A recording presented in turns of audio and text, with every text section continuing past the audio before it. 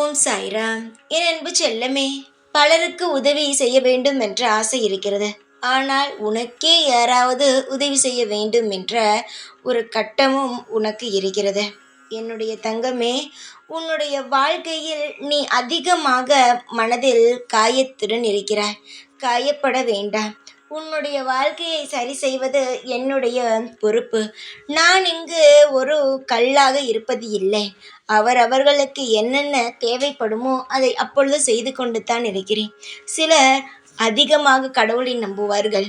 ஒவ்வொரு வேலையும் செய்யும் பொழுது கடவுளுடைய நாமத்தை உச்சரிப்பார்கள். ஆனால் அவர்களுக்கு எதுவுமே நடக்காது போல் இருக்கும்.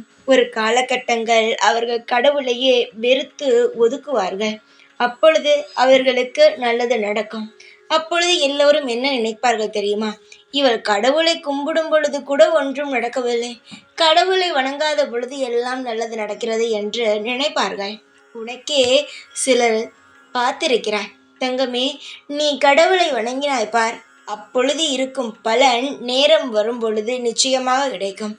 நீ வெறுத்து ஒதுக்கினாலும் சரி, நீ எப்பொழுதும் தெய்வத்துடைய நாமத்தை சொல்லிக்கொண்டே இருந்தாலும் சரி, நல்லது நடக்க வேண்டிய நேரத்தில் எப்பேற்பட்ட தடைகள் வந்தாலும் அது நிச்சயமாக நல்லது நடந்தே ஆகும். நல்லதுக்கு எதுவும் ஒரு காலம் நேரம் நிச்சயமாகவே உண்டு. இப்பொழுதே உடனே செய்யுங்கள், இதை உடனே பண்ணுங்கள் என்று சொல்லாமல் எனக்காக சில கால நேரங்கள் கொடு. உன்னை நான் அவ்வளவு வாழ்க்கையில் சோதனை செய்ய மாட்டேன். நிச்சயமாக சோதனைகளே வந்தாலும் அதை தாங்கும் மனதை நான் உனக்கு கொடுத்து அருள் புரிவேன். உன்னுடைய காரியத்தை நிச்சயமாகவே நல்ல முறையில் முடித்து தருவேன்.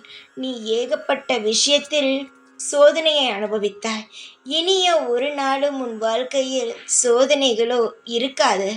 நிம்மதிகள் மட்டுமே இருக்கும். தைரியமாக இரு. உனக்காக நான் இருக்கிறேன் எப்பொழுதும்.